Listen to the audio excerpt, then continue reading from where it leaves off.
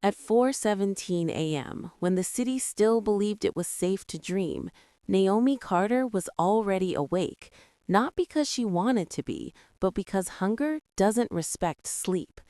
Her feet touched the cold floor before her heart had time to complain. 2 jobs, 1 broken body, 3 children who believed their mother was stronger than pain. What they didn't know was that every night, while the city slept, Naomi was quietly bleeding, physically, emotionally, and financially, just to keep their world standing. And the cruelest part? No one was coming to save her. Naomi Carter learned early that exhaustion was a luxury. She was 34 years old, a black woman living on the east side of Cleveland in a narrow 2-bedroom apartment that smelled faintly of laundry detergent and old hope. The walls were thin, the radiators noisy, and the windows faced a brick wall so close it felt like the building was breathing down her neck. But it was home.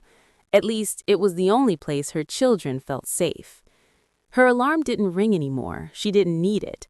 Her body had been trained by years of double shifts and unpaid sacrifices. At exactly 4:15 a.m., her eyes opened like clockwork. No snooze, no complaints. Just survival. She sat up slowly, careful not to wake the children sleeping on the mattress beside the wall. Malik, 12, had curled his long limbs protectively around his younger sisters, Ava, 8, and little Renee, just 5. They slept like they trusted the world. She pulled on her uniform, navy blue scrubs from her first job as a hospital janitor, and tied her hair into a tight bun. Her reflection in the cracked mirror stopped her for a moment. Dark circles lived permanently under her eyes now. Her shoulders slumped in a way they never used to. But her gaze, steady, sharp, unbroken, that was still hers. "You got this," she whispered to herself. No applause followed. No one heard her. That was okay. By 5:30 a.m., Naomi was mopping hospital floors that would never remember her name. The hospital smelled of disinfectant and sadness. Machines beeped. Nurses rushed past her like she was invisible.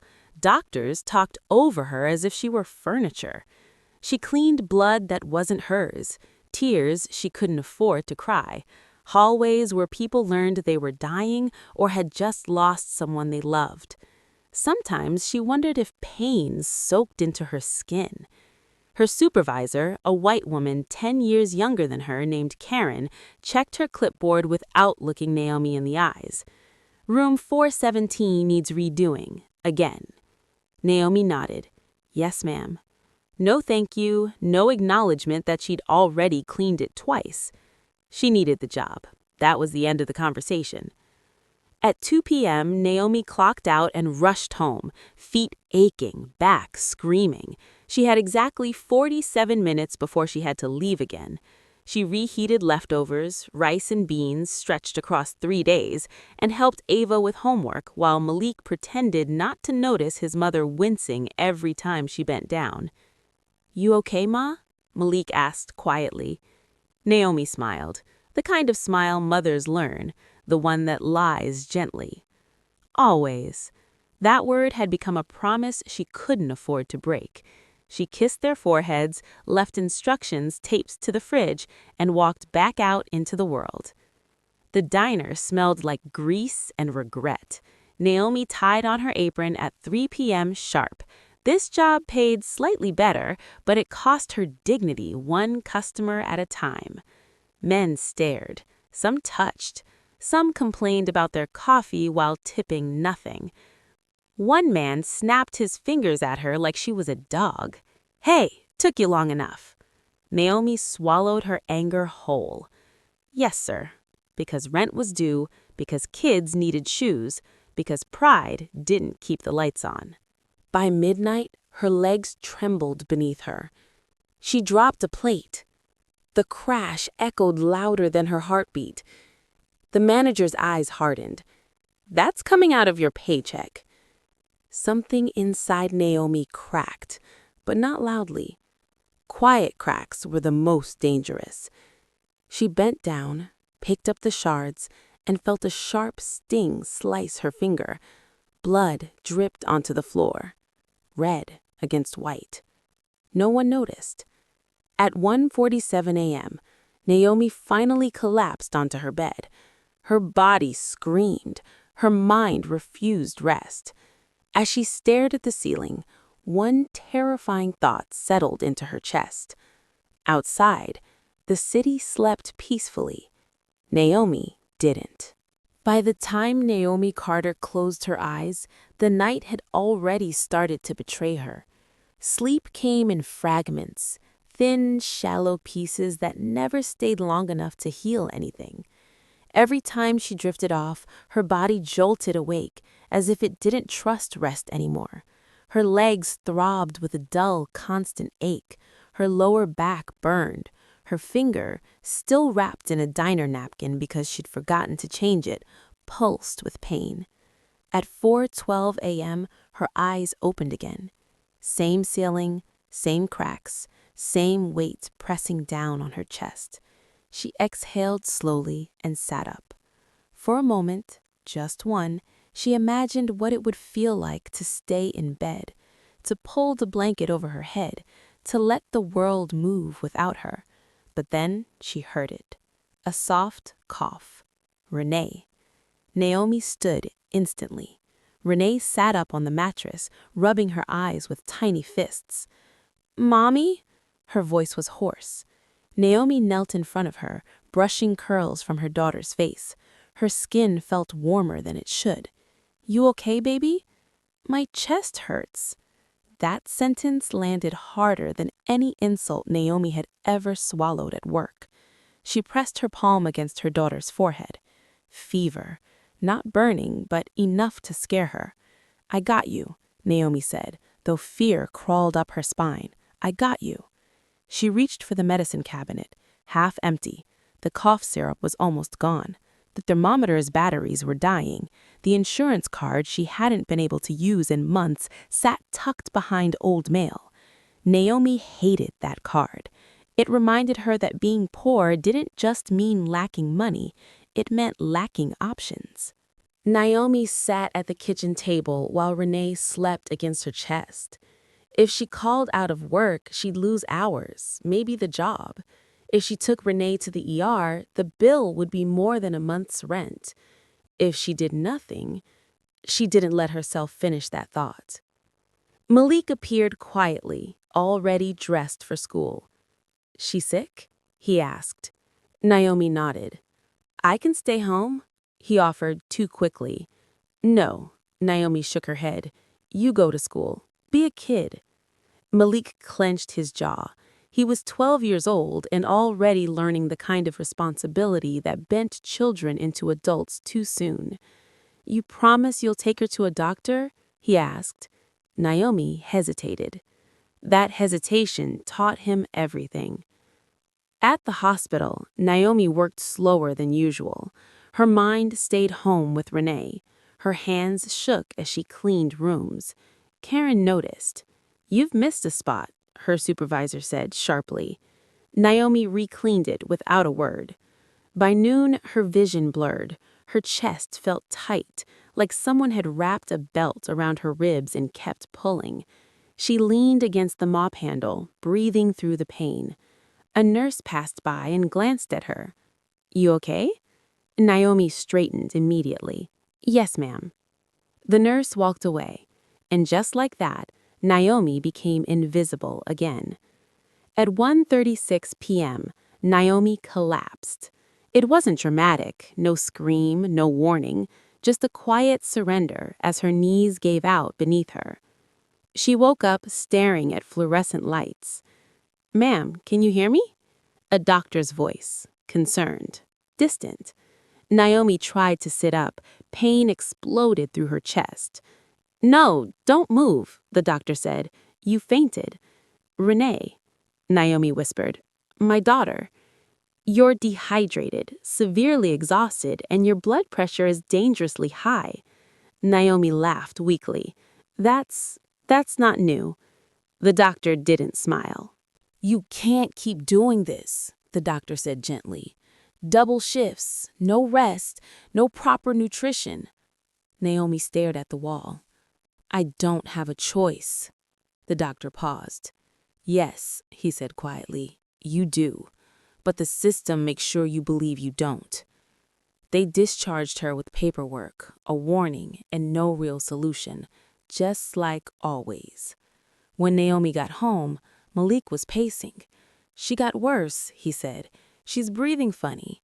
Naomi didn't even sit down. She scooped Renee into her arms and ran. This time, she didn't think about the bill.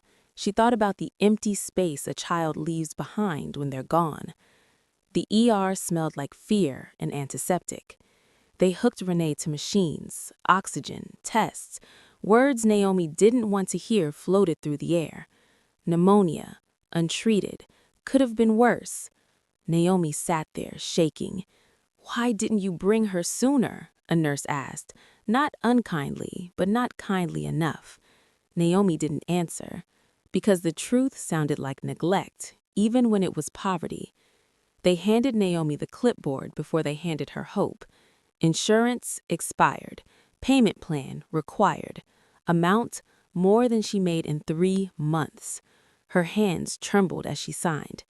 That signature sealed something, not just debt, war. That night, as Renee slept under hospital lights, Naomi sat alone in the hallway. For the first time in years, she didn't cry quietly. She cried openly. And in that moment, broken, exhausted, furious, Naomi Carter made a promise to herself. She would not let the world bury her children just because it had buried her, whatever it took. The hospital discharged Renee 2 days later. 2 days that felt like 2 years. Naomi barely slept during that time. She sat upright in the plastic chair beside Renee's bed, her spine curved like it had forgotten how to stand straight. Every beep of the monitor made her flinch. Every cough stole the air from her lungs. Renee slept with an IV in her arm. Small fingers curled like she was holding on to something invisible. Naomi watched her chest rise and fall, counting each breath like it was currency. Across the room, a television played quietly, some daytime show about people winning money, smiling like joy was easy. Naomi turned it off. Before they let Renee go, a woman from billing stopped Naomi in the hallway. She wore a pastel blouse and spoke in rehearsed sympathy. "We'll need to discuss payment options." Naomi nodded. She'd already rehearsed her answers, too. "I can do a payment plan." The woman tapped on a tablet. "Based on your income, the minimum monthly payment would be—" She named a number that made Naomi's chest tighten again. "That's more than my electric bill," Naomi said softly. The woman sighed. Not cruel, but tired. "I'm sorry. That's the lowest we can do." Lowest for them. Highest for Naomi. When Naomi carried Renee back into the apartment, the walls felt closer. Malik and Ava hovered, asking questions, touching Renee's hair like they were afraid she might disappear again. That night, Naomi opened the mail she'd been avoiding. Final notice. Late fee added. Court date pending. Eviction. The words stared back at her like a verdict already decided. She pressed the letter to her forehead and closed her eyes. Not now. Please, not now. The job that didn't care. The next morning, Naomi called the hospital. "I need 1 more day off," she said. "My daughter was hospitalized." There was a pause. "You've already missed 2 shifts. We need reliable employees." Naomi swallowed. "I am reliable." Karen's voice hardened. "Then prove it." The call ended. Naomi stared at the phone, realizing something important. Loyalty only went one way. That afternoon, Malik came home early. "Why aren't you at school?" Naomi asked, panic rising. He shrugged. "They sent me home. I didn't have lunch money." Naomi's heart cracked. She reached into her purse. Empty. Malik avoided her eyes. "I can get a job," he said. "Mr. Thompson at the corner store said—" "No." Naomi's voice was sharp, then immediately softer. "No, that's not your job. But you're tired all the time, and they look at me like I'm already behind." Naomi pulled him into her chest. "I'm sorry. I'm so sorry." She hated that apology most of all. By the end of the week, Naomi's health slipped again. Headaches, dizziness, a ringing in her ears that wouldn't stop. She ignored it, because pain was easier than panic. At the diner, a customer complained she was moving too slow. The manager watched her closely now, waiting. At the hospital, Karen reassigned her to heavier floors, punishment disguised as policy. Naomi said nothing, but something inside her was changing, not breaking, hardening. On a Friday evening, Naomi found a flyer taped to the lobby-level wall. Tenants' rights meeting, eviction defense and legal aid. Free. She stared at it for a long time. Hope felt dangerous. Hope hurt more when it failed. But doing nothing had already started to kill her. She pulled the flyer down and folded it carefully into her pocket. That night, Naomi sat on the edge of the bed, watching her children sleep. Malik's face looked older than it should. Ava clutched her stuffed bear tightly. Renee breathed easier now, but still shallow. Naomi touched each of their foreheads. "I'm going to change this," she whispered. "Not someday. Now." The next morning, Naomi walked past the bus stop. She didn't go to work. For the first time in years, she chose something else. As she stepped into the community center where the tenants' meeting was being held, her heart pounded, not with fear, but with the quiet, terrifying feeling that this was the beginning of a fight she could no longer avoid. The community center smelled like burnt coffee and old linoleum. Naomi almost turned around at the door. Inside, folding chairs were arranged in uneven rows. A mix of faces filled the room, mostly black and brown, mostly tired, mostly people who looked like they carried their lives in grocery bags and overdue notices. People like her. She slipped into a chair near the back, clutching her purse like armor. A woman stood at the front, mid-40s, silver streaks in her hair, eyes sharp but kind. "My name is Angela Brooks," she said, "and nobody in this room deserves to be homeless because they're poor." Something in Naomi's chest loosened. Stories that sound too familiar. One by one, people stood to speak. A father laid off after 20 years, an elderly woman raising her grandson, a pregnant cashier evicted over a late fee. Each story felt like a mirror. Naomi kept her head down, afraid if she spoke, she'd fall apart. Angela's gaze swept the room. "Silence is what they count on. The system survives because you think you're alone." Naomi's fingers trembled. Alone. That word had followed her everywhere. When Naomi speaks. Without planning to, Naomi stood. Her legs felt weak. Her voice came out quieter than she expected. "My name is Naomi Carter. I work 2 jobs, I have 3 kids, and I'm about to lose my apartment." The room didn't look away. So she kept going. She talked about Renee's pneumonia, about choosing between work and the ER, about the bill, about Malik offering to drop out of school. Her voice cracked. "I did everything they told me to do, and I'm still drowning." For the first time in years, someone said it back to her. "You're not failing," Angela said firmly. "You're being failed." After the meeting, Angela pulled Naomi aside. "You have rights," she said. "They can't evict you without due process, and your landlord has violations on record." Naomi blinked. "I didn't know." "They don't want you to." Angela handed her a card, legal aid, court accompaniment, emergency assistance. It felt like someone had handed her a map after years of being lost. The next day, Naomi was called into the diner manager's office. "You missed a shift," he said. I had a family emergency. You're becoming unreliable. Naomi met his eyes. I've been reliable for years, she said. I just stopped being silent. The manager scoffed. Careful. Naomi walked out shaking, but standing taller. Malik sees the change. That evening, Malik noticed it first. You didn't look tired today, he said. Naomi smiled softly. I was still tired, but different. She nodded. Different mattered. Angela helped Naomi organize her paperwork. Rent receipts, medical records, notice letters. Each document told a story the system preferred to ignore. Court isn't about truth, Angela warned. It's about who shows up prepared. Naomi showed up. The night before court, Naomi lay awake, not from fear, but anticipation. For the first time, she wasn't waiting for something bad to happen. She was walking toward it. And she wasn't alone anymore. The courthouse rose from the street like a concrete judgment. Naomi stood on the steps, clutching a folder thick with her life. Rent stubs, medical bills, school letters, eviction notices.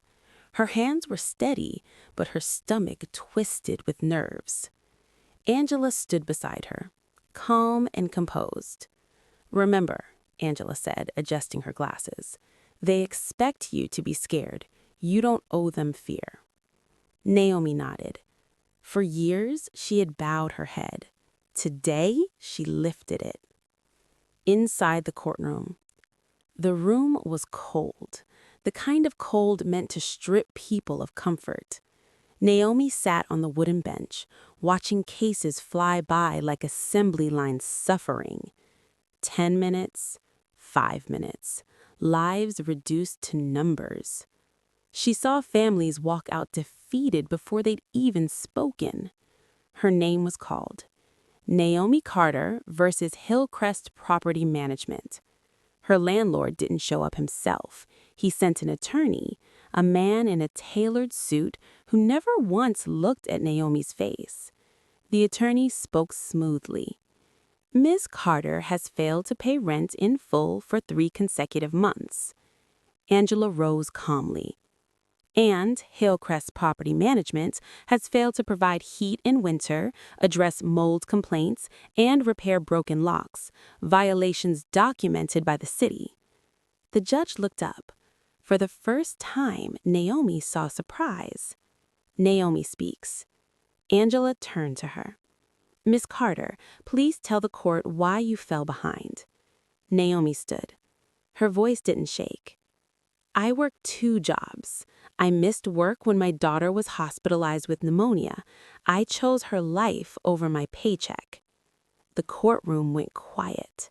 I didn't stop paying because I didn't care. I stopped because I didn't have enough. She paused. And because the apartment hasn't been safe.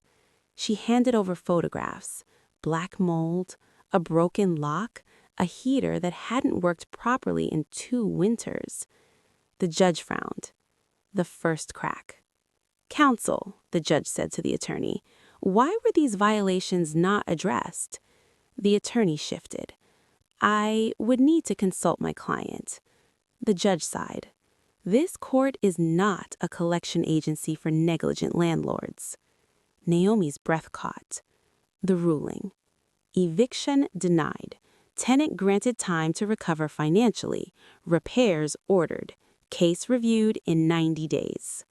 The gavel came down. It sounded like thunder. Naomi's knees nearly buckled. Angela squeezed her arm. You did it. No, they did it. Outside the courthouse, sunlight felt different, brighter, warmer. Naomi exhaled a breath she'd been holding for years. I didn't know I could win, she whispered. Angela smiled. You weren't supposed to. Retaliation began. That evening, Naomi's phone buzzed, a voicemail from the diner. We're reducing your hours. Her hospital schedule changed too. Worse shifts, heavier floors. The system never liked being challenged, but Naomi was no longer afraid of it. As Naomi tucked her children into bed that night, Malik looked at her with something new in his eyes: pride. "Mom," he said quietly, "you fought them." Naomi kissed her forehead. "I'm just getting started." The retaliation didn't come all at once. It came quietly, strategically, like the system always did. Work becomes a weapon. At the hospital, Naomi's schedule changed overnight. Her regular floors were reassigned. In their place, the heaviest wings, the longest hallways, the patients with the most turnover and the most mess, the kind of work meant to break bodies. Karen didn't explain. She didn't have to. "You wanted attention," Karen said once, not looking up from her clipboard. "Now you have it." Naomi said nothing, but she remembered. At the diner, her hours were cut just enough to hurt, not enough to complain about, just enough to punish. The manager avoided her eyes. Cowardice wore many uniforms. Naomi adjusted. She always did. By midweek, Naomi's headaches returned, sharper this time. Her vision blurred while scrubbing a hospital bathroom. Black spots danced at the edges of her sight. She gripped the sink. Breathe. She told herself it was temporary. Everything always was. Until it wasn't. Malik steps in. Malik noticed before anyone else. "You're not eating," he said one night, watching her push food around her plate. "I ate at work." "You always say that." Naomi smiled faintly. Malik stood up and walked to his room. When he came back, he placed something on the table. A crumpled $20 bill. "I got paid for helping Mr. Thompson unload boxes, just one time." Naomi's chest tightened. "I told you." "I know," Malik interrupted, voice shaking. "But you're tired, Ma, and I can't just watch." Naomi pulled him into her arms. She didn't scold him. She cried. When strength becomes dangerous. At the hospital, Naomi collapsed again. This time it wasn't quiet. This time there was panic. They rushed her into a chair, checked her vitals. "Your blood pressure is higher than last time. You need rest." Naomi laughed weakly. "Do you know how much rest costs?" The nurse looked away. The doctor was blunt. "Next time it could be a stroke." Naomi nodded like she'd heard this before, because she had. But something was different now. She had seen what happened when she fought back, and she had felt the punishment that followed. That night, Angela called. "They're retaliating at work." Naomi hesitated. "I didn't tell you." "I didn't have to. It's a pattern." Angela paused. "There's a labor rights clinic. They help workers like you." Naomi closed her eyes. Another fight. Another risk. "I can't lose my job," she whispered. Angela's voice softened. "You're already losing your health." Naomi sat alone in the dark, listening to her children breathe. For years, survival had meant silence, but silence was killing her faster than poverty ever had. She picked up her phone. "I want to talk to them," she said. As Naomi hung up, a strange calm settled over her. She didn't know if she'd win.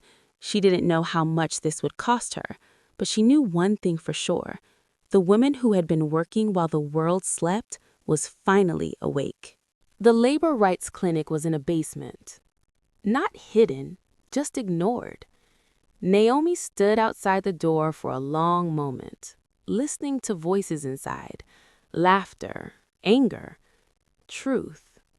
Sounds she hadn't heard in her own life for a very long time. She pushed the door open. Plastic chairs, a whiteboard, a pot of coffee stronger than hope. People filled the room. Janitors, servers, warehouse workers, nursing aides. Black, brown, white, young and old. Different jobs, same exhaustion. A man with a limp spoke first.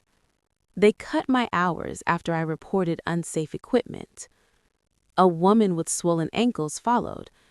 "They moved me to night shifts after I asked for a maternity leave." Naomi felt her chest tighten. This wasn't coincidence. This was design. When it was her turn, Naomi stood slowly. "I worked 2 jobs," she began. "Hospital janitor, diner server. I spoke up in housing court, and suddenly both jobs changed my schedule." Murmurs rippled through the room. "They're not punishing mistakes," the clinic coordinator said. "They're punishing courage." Naomi felt something ignite inside her. Courage. No one had ever called her that before. They taught Naomi how to document everything: dates, times, witnesses. Retaliation survives on confusion. Clarity is how you fight back. Naomi went home and started a notebook. Every shift change, every comment, every ignored medical note. For once, her pain was becoming evidence. That night, Ava asked a question Naomi wasn't ready for. "Are we going to lose our house?" Naomi knelt in front of her. "No," she said firmly. "We're not." "But you look scared." Naomi hugged her tightly. "I'm not scared," she said. She was lying, but she was also learning that fear didn't have to win. A week later, Karen called Naomi into the supply room. "You've been causing trouble," Karen said quietly. "Talking to people, writing things down." Naomi met her eyes. "I've been doing my job." Karen leaned closer. "Be careful. People like you don't land on their feet." Something in Naomi snapped into place. "I already have," she said. Karen stared at her like she was seeing her for the first time. At school, Malik stopped staying quiet. When a teacher suggested he lower his expectations, Malik remembered his mother standing in court. "I'm not behind. I'm surviving." The teacher didn't know what to say. Malik walked away taller. The labor clinic filed formal complaints. Letters went out, meetings were scheduled. The hospital administration requested documentation. The diner's corporate office called. Suddenly, people who had never learned Naomi's name were asking questions, not out of care, out of fear. With attention came pressure. Naomi received warnings, thinly veiled threats. "You should focus on your family," one supervisor said. "I am. That's why I'm here." At night, the doubt crept in. What if this made things worse? What if she lost everything? Then she'd look at her children and remember she already almost had. At the next clinic meeting, Naomi noticed something new. People were looking at her when they spoke, waiting for her response, trusting her. She hadn't meant to become anything to anyone else, but she was no longer just a single mother fighting for survival. She was becoming proof, and proof was dangerous to a system built on silence. The first call came on a Tuesday morning. Naomi was tying her shoes when her phone buzzed with an unfamiliar number. "Miss Carter?" a woman's voice asked. "My name is Elena Ruiz. I'm a reporter with the local paper. I was given your name by a labor advocate." Naomi sat down slowly. "I don't know what I'm supposed to say," she replied. "Just the truth," Elena said. "That's enough." Fear of being seen. Naomi almost said no. Being visible felt dangerous. Exposure had a cost. She'd lived her whole life minimizing herself to survive. Angela listened quietly as Naomi explained her fears. "They already punish you in the dark," Angela said. "Light doesn't create danger, it reveals it." Naomi closed her eyes. "Okay," she said. "I'll talk." The interview. They met at a park near Naomi's apartment. Elena didn't rush her. Naomi talked for nearly 2 hours. She talked about double shifts and skipped meals, about Renee's pneumonia, about collapsing at work, about eviction court, about retaliation. At one point, she stopped. "I don't want pity," Naomi said. "I want people to understand this isn't rare, it's normal." Elena nodded. "That's the story." The article drops. The headline appeared online 3 days later. "She works 2 jobs. The system still tries to evict her." The photos showed Naomi sitting on a park bench, sunlight on her face, eyes tired but unbroken. The story spread faster than Naomi could process. Comments flooded in, shares, messages, some cruel, many supportive, a few life-changing. Work reacts. At the hospital, supervisors avoided her. At the diner, corporate HR called. "We're reviewing your situation," they said carefully. Naomi heard the shift. When power felt threatened, it learned manners. Community shows up. An envelope appeared under Naomi's door, then another. Small donations, grocery cards, notes written in shaky handwriting. "Thank you for telling my story too. You made me feel seen. Stay strong." Naomi cried harder over those notes than she had over any bill. Malik read the comments. "Some people are mean," Malik said, scrolling, "but most, they're proud of you." Naomi nodded. "People are scared," she said. "They confuse truth with attack." Malik smiled. "You still told it." The pushback. Not everyone was pleased. A letter arrived from a lawyer representing the hospital. Defamatory statements. Angela laughed when she read it. "That's fear," she said. "You don't threaten silence, you threaten lawsuits." A bigger conversation. Elena called again. "National outlets are interested," she said. Naomi's stomach flipped. "I'm not a hero," Naomi said. Elena's voice was firm. "You're a witness." That felt truer. That night, Naomi stood at her window, watching lights flicker on across the city. Somewhere out there, thousands of women were working while the world slept. For the first time, Naomi knew. They were watching her too, and she wouldn't look away. The first national email came at 6:03 a.m. Naomi was packing lunches when her phone vibrated across the counter. Subject: Interview request, National Desk. Her hands stilled. For a moment, the kitchen felt too small to hold what was happening. When the world comes knocking. By noon, 3 more requests arrived. Television, radio, online magazines. Each message carried the same tone: respectful, urgent, careful. They didn't want a sob story. They wanted a symbol. Naomi sat at the table while Angela read through the emails. "You don't owe anyone access to your pain," Angela said. "This is your choice." Naomi looked toward the bedroom, where Renee was coloring quietly. "If I say no," Naomi said, "nothing changes." Naomi agreed to one interview, just one, on her terms. No filming the kids, no inside the apartment, no dramatizing her health. Elena helped negotiate. "They'll respect you more if you respect yourself," she said. The interviewer was a Black woman named Dr. Camille Johnson. She didn't rush Naomi, she didn't interrupt. She asked about systems, not suffering. "Why do you think stories like yours stay hidden?" Camille asked. Naomi answered without hesitation. "Because if people saw how hard we work, they'd have to admit the system is broken." The clip aired that night. It spread everywhere. The praise came fast. So did the hate. "You should be grateful. Get another job. Stop playing victim." Naomi read one comment, then closed the app. Elena was right.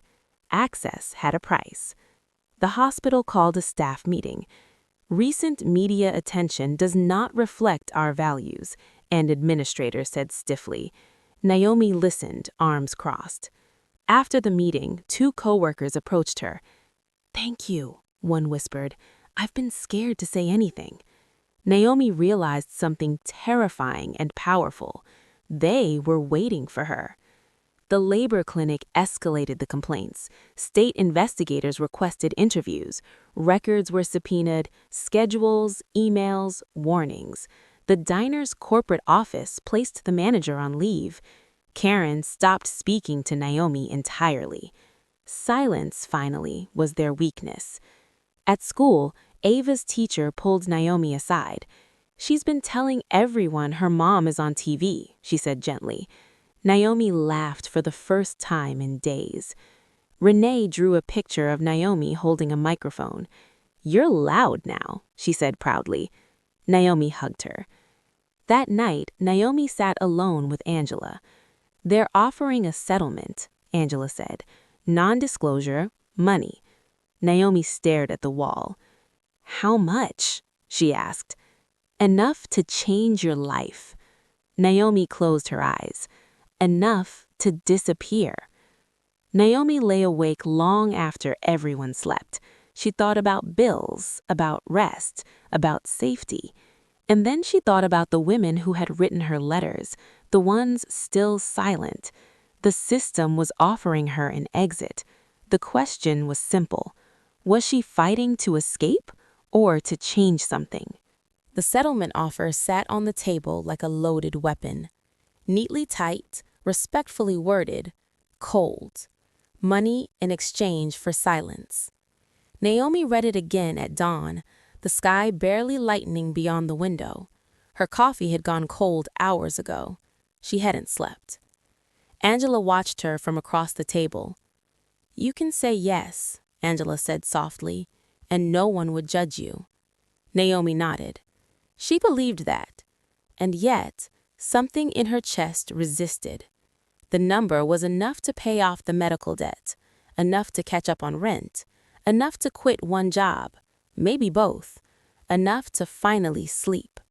Naomi imagined it, a quieter life, fewer fights, no more cameras, but also no more truth. Naomi opened her phone. She scrolled through messages she'd saved but never answered.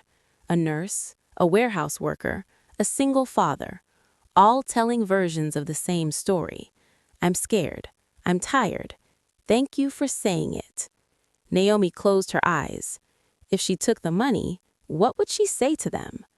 The conference room was sterile. Lawyers on one side, Naomi and Angela on the other. "We believe this resolves the matter fairly," the hospital's attorney said. Naomi listened. Then she spoke. "I won't sign anything that says I can't talk about what happened."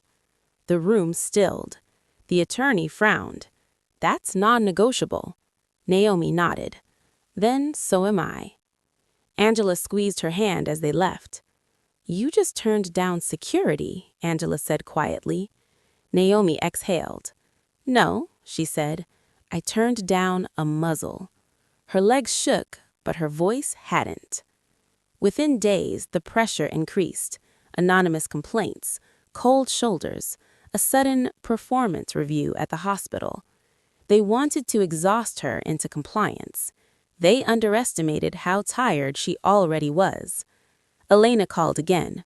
"You turned down the settlement," she said. "People need to know why." Naomi hesitated. Then, "Okay." The follow-up article ran under a bold headline. She refused to be silent, even when silence paid. This time, the response was different. Angrier, louder, unavoidable. The labor clinic's meetings doubled in size. People started organizing, not just complaining. Petitions, walkouts, press conferences. Naomi didn't lead from a podium. She stood in the crowd, but people noticed where she stood. That night, Malik sat beside her. "Are we going to be okay?" he asked. Naomi thought carefully before answering. "We might struggle," she said honestly, "but we won't disappear." Malik nodded. "That matters." As Naomi lay down that night, exhaustion finally gave way to sleep. Not the shallow kind, the earned kind. She didn't know how the fight would end, but she knew who she was now.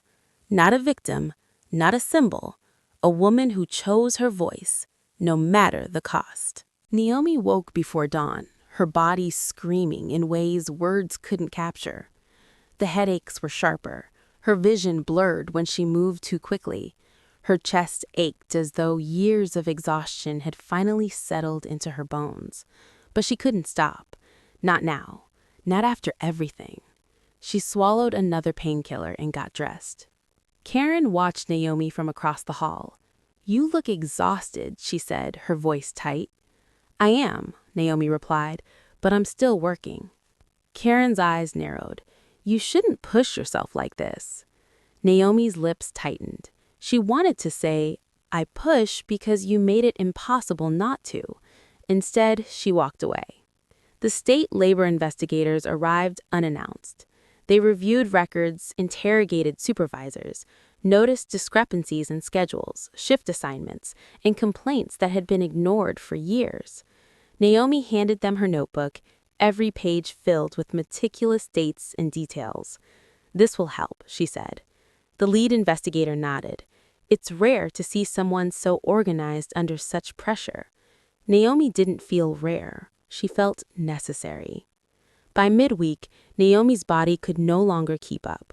While cleaning a patient room, she collapsed. This time, paramedics were called immediately. At the ER, her vitals were alarming: severe dehydration, dangerously high blood pressure, and exhaustion compounded by malnutrition. She lay in the hospital bed, monitors beeping around her, and realized the system had already tried to kill her quietly. Angela sat beside her, holding her hand. "They're escalating," Angela said. "The hospital, the diner. People threatened by your story will push harder." Naomi whispered, "I can't stop. Not now." "You might have to slow down," Angela said, "or you won't make it to the finish line." Naomi closed her eyes. "Then I'll crawl if I have to." National outlets amplified Naomi's story. Her refusal to accept the settlement, the retaliation, and her tireless fight became a symbol of labor abuse in the U.S. Comments flooded in, people sharing their own struggles, thanking Naomi, organizing petitions. Her story was no longer hers alone. It belonged to thousands who had suffered in silence. Soon, local news aired footage of the hospital's repeated violations: unsafe floors, overworked staff, ignored complaints. Anonymous tips to inspectors revealed the diner's labor law violations. Naomi's individual fight was becoming a public reckoning. Even Karen, the supervisor who had tried to intimidate her, avoided eye contact now. As Naomi lay in the hospital bed that night, she realized something crucial. The system had underestimated her. Not just her strength, but the power of visibility. And now it was starting to crumble. Not because Naomi wanted revenge, but because she refused to be invisible. Naomi returned home a week later, weak but determined. Her body still protested, but her spirit burned brighter than ever. The labor clinic had filed formal complaints against the hospital and diner. Investigators confirmed violations. Letters from inspectors arrived, demanding corrective action immediately. It was the first time Naomi saw concrete proof that her fight was not futile. At the apartment complex, inspectors cited multiple code violations: broken locks, mold, malfunctioning heaters, safety hazards ignored for years. Naomi watched as the property management company scrambled to respond. Their lawyers were silent now. Papers and notices replaced intimidation. She realized that the court's ruling in her favor had opened a door others had been too scared to push. Angela arranged a community meeting to celebrate progress. The turnout was larger than expected. Families, co-workers, neighbors, people Naomi had never met, all gathered. She showed us that silence isn't safety, it's submission. Naomi Carter stood up, and we all learned we could too. Applause filled the room. Naomi felt her body tremble, not from exhaustion this time, but from pride. The hospital administration, now under public scrutiny, implemented new policies: fair scheduling practices, overtime transparency, retaliation complaints monitored independently. Karen, who had once undermined Naomi, was reassigned. At the diner, the corporate office launched an internal investigation, and the manager who cut Naomi's hours was suspended. The system she had fought against was bending, slowly, under pressure. Malik, Ava, and Renee noticed the shift. Malik said, "People are listening to you now." Ava added, "It's like you're a superhero." Renee, holding her small drawing of Naomi with a microphone, whispered, "You're strong, Mommy." Naomi hugged them all. Her exhaustion was still there, but now it was mixed with hope. The story continued to grow. National media covered Naomi's fight for labor rights and housing justice. Her name became synonymous with resilience, a beacon for other single mothers struggling under oppressive systems. Emails poured in, people offering support, legal advice, and solidarity. Naomi finally realized that the battle wasn't just about her survival anymore. It was about changing the rules for everyone who had been forced to endure in silence. For the first time, she could see a path forward, not just for her children, but for a community she had. Naomi received the notice personally this time. Hillcrest Property Management's attorney called her to a meeting, attempting to intimidate her one last time. She walked into the office with Angela by her side. The walls smelled of cheap paint and arrogance. The lawyer spoke first. "Miss Carter, you've caused quite a stir. This could have been handled quietly." Naomi met his gaze. "I handled it publicly because quietly didn't work for me or my kids." The lawyer paused, flustered. For the first time, Naomi saw uncertainty where only arrogance had lived before. Naomi presented her evidence: photographs of mold, medical reports of her daughter's pneumonia, records of ignored maintenance requests. Each document landed like a hammer. The attorney fumbled through papers, realizing that Hillcrest's negligence could no longer be hidden. Angela leaned close to Naomi and whispered, "You're not just defending your home, you're holding the system accountable." Naomi nodded, feeling the weight of responsibility, but also the strength of her voice. Local news caught wind of the confrontation. Cameras appeared outside Hillcrest's offices. Naomi didn't flinch. When reporters asked, she spoke clearly, concisely. Families deserve safe homes. Children deserve security, and no company should profit by ignoring that. The video went viral, forcing the management company into a public relations scramble. Within days, inspectors revisited the complex. Repairs were mandated immediately. Mold remediation, lock replacements, heating and plumbing fixes. Hillcrest had no choice but to comply. Naomi felt a rare sensation: control. Not absolute, but enough to know she had shifted the balance. Neighbors, inspired by Naomi's courage, began organizing their own complaints. They cited Naomi's example, filing requests for inspections and improvements. A network formed, a neighborhood refusing to stay silent. Naomi realized her fight had multiplied. Malik and Ava watched as Naomi returned home, triumphant but exhausted. "Mom, they can't boss you around anymore," Malik said. Naomi smiled. "It wasn't about them bossing me. It was about making sure we're safe and that our neighbors are safe too." Renee clung to Naomi's leg, her tiny hands gripping her mother as if she were the anchor for the whole world. Naomi Carter finally understood the scale of her own impact.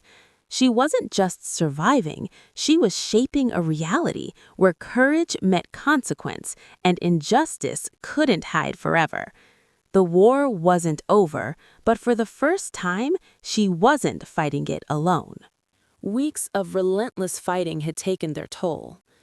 Naomi woke one morning with a pounding headache and a sharp pain in her chest. Her vision blurred as she walked to the kitchen. Malik noticed immediately. "Mom, sit down," he shouted, panic in his voice. Naomi swayed but managed to steady herself. She smiled weakly. "I'm fine, just tired." But deep down, she knew the truth. Her body was demanding attention, a warning she couldn't ignore. By mid-morning, Naomi collapsed while carrying groceries from the local store. Neighbors who had heard about her fight rushed to help. One called an ambulance. At the hospital, tests revealed severe dehydration, exhaustion, and dangerously high blood pressure, complications from chronic stress and sleep deprivation. Naomi lay in the bed, heart racing as monitors beeped around her. Angela was there immediately, gripping her hand. "You can't carry the world alone," she said softly. Naomi's lips trembled. "I'm trying to make it safer for my children, for everyone." News of Naomi's hospitalization spread fast. Neighbors, co-workers, and families she had inspired rallied. Groceries were delivered. Letters of encouragement poured in. Volunteers organized to help her manage her home while she recovered. Malik, Ava, and Renee watched in awe as the community Naomi had empowered now supported her in return. From her hospital bed, Naomi realized she had become a figurehead, symbolically leading a movement she hadn't expected to spearhead. She called community meetings from her phone. She dictated letters and spoke to reporters remotely. She realized leadership didn't always mean physical presence. Sometimes it meant strategy, delegation, and courage to ask for help. That night, as her children slept beside her in the hospital room, Naomi stared at the ceiling. For years, she had carried everything herself: jobs, bills, fear, and shame. Now she had learned strength didn't require silence. Vulnerability didn't mean weakness. Asking for help was an act of courage, not defeat. Naomi drifted to sleep in the faint glow of the hospital monitors. Her body ached, her spirit was battered, but her resolve had never been stronger.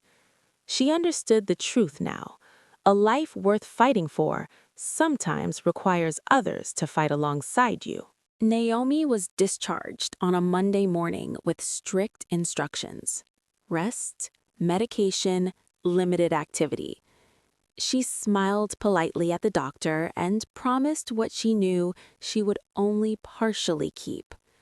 Rest was a luxury, but recklessness was no longer an option. This time, she would fight smarter. 3 days later, Angela answered Naomi's phone while Naomi slept on the couch. Her eyes widened. "A state representative wants to speak with you," Angela whispered. Naomi sat up too fast. The room spun. "A politician?" she asked. "Yes," Angela said, "and not for photos." They met over video call. Representative Diana Holloway was a Black woman in her early 50s, her voice calm and deliberate. "I read your case files," Holloway said. "Not the articles, the records."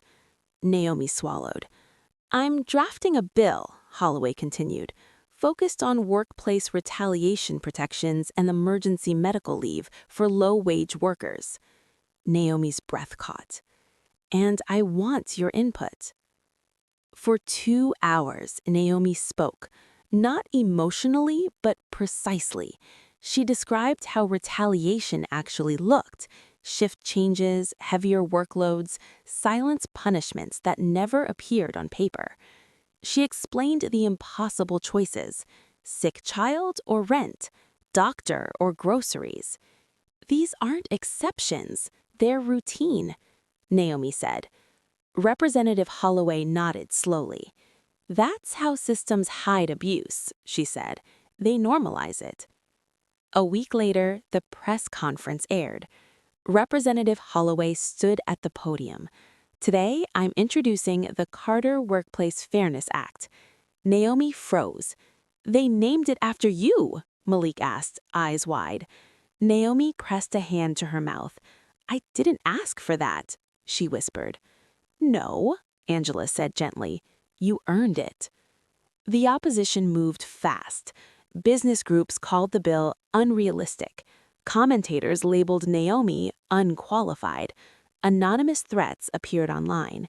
Naomi shut off notifications. She had learned something important. Not all noise deserved attention. Emails arrived from workers across the state. Some cried. Some thanked her. Some said they'd stayed silent for decades. A janitor wrote, "Because of you, I asked for time off when my son got sick." Naomi held that email like it was holy. At school, Malik's teacher pulled him aside. "Your mother is changing things," she said. Malik nodded. She always has. That night, Naomi stood on the fire escape, city lights glinting below. She wasn't rich, she wasn't powerful, she wasn't safe from struggle. But her life had crossed a line it could never return from. She had turned pain into policy, and the world was paying attention. The bill didn't move quietly. Nothing ever did once money felt threatened. The Carter Workplace Fairness Act was barely a week old when opposition flooded in. Lobbyists, corporate lawyers, talking heads on cable news. They spoke in polished phrases about economic burden and unintended consequences. Naomi listened from her couch, legs elevated, medication beside her. Every word felt personal. Her email filled with hate, her voicemail too. Some messages were crude, others were dangerous. Know your place. Go back to cleaning floors. You don't belong here.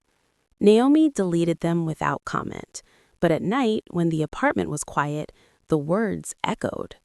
Angela noticed. "You're pulling back," she said gently. Naomi rubbed her temples. "I didn't sign up for this." Angela nodded. "No one ever does." Naomi stared at the floor. "What if this hurts my kids?" she asked.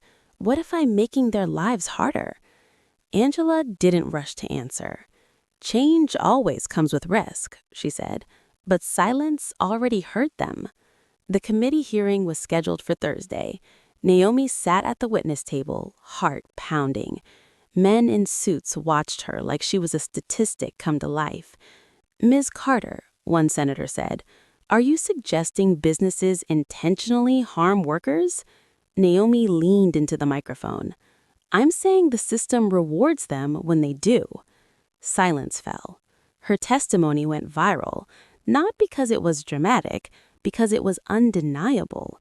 She didn't raise her voice, she didn't cry. She told the truth with the calm of someone who had survived it. That night, Naomi collapsed again. Not publicly, privately. In the bathroom, shaking, struggling to breathe. Malik held the door. "Mom," he whispered, terrified, "please stop." Naomi looked at him. For the first time, he was afraid of her strength. The doctor was firm. "If you continue like this, you will have a stroke." No sugarcoating, no reassurance. Angela made the call Naomi didn't want to make. They scaled back her appearances, reduced interviews, shifted strategy. Leadership didn't have to mean self-destruction. As Naomi lay in bed, staring at the ceiling, doubt settled heavy in her chest. She had pushed the world to change, but now she had to ask herself the hardest question yet. Was she willing to slow down to survive, even if the movement moved on without her at the front? The hardest thing Naomi ever did wasn't standing in court. It wasn't facing reporters. It wasn't turning down money. It was sitting still. Angela took over most of the calls. Other advocates stepped into the spotlight. People Naomi had inspired but never meant to lead. Naomi watched from her couch as meetings happened without her voice at the center. At first, it felt like loss. Then, slowly, it felt like relief. The doctor's rules were strict. No double shifts, no late nights, no stress without boundaries. Naomi hated those words, but she followed them, because Malik watched her now, not for bravery, but for survival. The bill advanced out of committee. Amendments followed, compromises too. Naomi didn't fight every change. She learned something crucial. Perfection could kill progress. For the first time in years, Naomi walked Malik to school. She helped Ava with homework without glancing at the clock. She read Renee's story and didn't fall asleep halfway through. These moments felt revolutionary. Some nights, guilt returned. Shouldn't I be doing more? Angela answered that question before Naomi asked it. "You gave them permission," she said. "Now they're walking on their own." Naomi let that settle. The final vote was scheduled. Naomi wasn't invited to sit in the chamber. And for once, she was okay with that. She watched from home, children around her, heart racing. As debate echoed through the television speakers, Naomi realized something profound. Power didn't disappear when she rested. It multiplied. Because real change didn't need her exhaustion. It needed her example. The television volume was low, but Naomi could hear her heartbeat clearly. Malik sat cross-legged on the floor, pretending not to watch. Ava leaned against Naomi's shoulder. Renee played with a marker, oblivious to history unfolding inches away. On the screen, the chamber buzzed. The Carter Workplace Fairness Act was up for final vote. The roll call began. Yes. No. Yes. Yes. Each word landed heavy. Naomi clasped her hands together, nails digging into her palms, not from fear, but from memory. Every yes echoed a shift she'd worked sick. Every no echoed a door once closed to her. Angela sat beside her, silent. The final vote appeared on the screen. For a second, Naomi didn't react. Then Malik gasped. "They said your name," he whispered. Naomi covered her mouth. Ava started crying. Renee clapped, not knowing why, but feeling it mattered. The phone rang immediately. Congratulations, interviews, requests. Angela answered most of them. Naomi held her children. This victory wasn't loud. It was deep. Public reaction. Across the state, workers celebrated. Social media filled with stories. People who had used emergency leave without retaliation. Tenants who felt braver standing up. The bill didn't fix everything, but it cracked the door open, and cracks let light in. That night, Naomi stood at the same window where she once watched the city sleep. The world hadn't changed overnight. She still had bills, still had limits, still had scars. But something fundamental was different. She was no longer surviving quietly. She had altered the shape of possibility. Naomi whispered into the dark. We made it. Not just her, all of them. The city didn't stop moving just because a law had passed. Buses still ran late, bills still arrived, people still worked while the world slept. But something subtle had shifted. Naomi felt it the first time she woke up without panic. The phone stopped ringing as much. Producers moved on to the next story. Comment sections found new arguments. Naomi welcomed the quiet. She kept her routines small now. Morning tea instead of coffee, walks instead of buses, meals eaten sitting down. Rest wasn't laziness anymore. It was strategy. Naomi didn't go back to double shifts. The hospital offered her a reduced schedule, with protections now enforced by policy. She accepted, not out of loyalty, out of balance. At the diner, she didn't return at all. Some doors closed permanently. She let them. Organizations reached out, asking Naomi to consult. She said yes selectively. No more emergency demands, no more guilt-based urgency. She learned how to say no. That skill changed everything. Malik joined a debate club. When Naomi asked why, he shrugged. I watched you talk to people who didn't listen, he said. I want to learn how to make them listen. Naomi smiled through tears. Ava wrote a school essay titled, My Mom is Brave. Renee stopped coughing at night. Small victories mattered most.